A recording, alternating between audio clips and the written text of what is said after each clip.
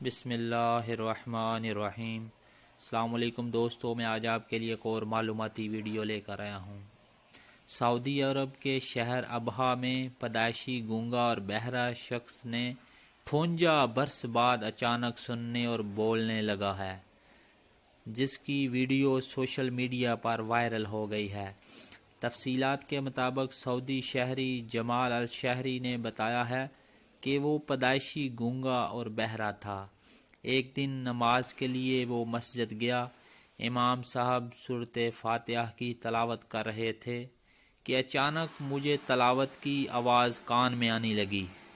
ابھی میں حیرت کے عالم سے باہر ہی نہیں آیا تھا کہ میں خود بھی سورۃ فاتحہ کی تلاوت کرنے لگا۔ اللہ تعالیٰ نے مجھے سننے اور بولنے کی قدرت سے اچانک سرفراز کر دیا۔